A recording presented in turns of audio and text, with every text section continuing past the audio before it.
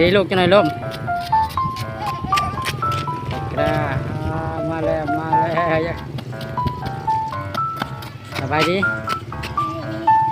สบายดีพี่น้องสบายดีมื้อนี้สบายดีเด้อสบายดีน้ำเด้อพ่อ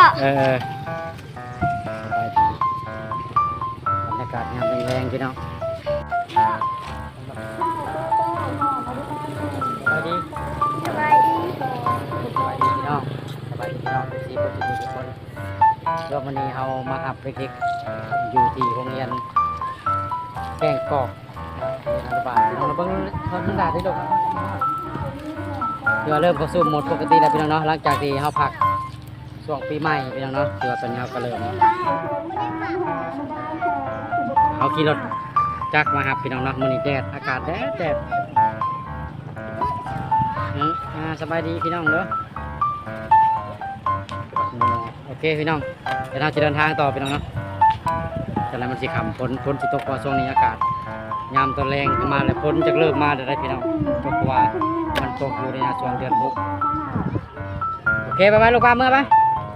โอเคพี่น้องเดินทางต่อ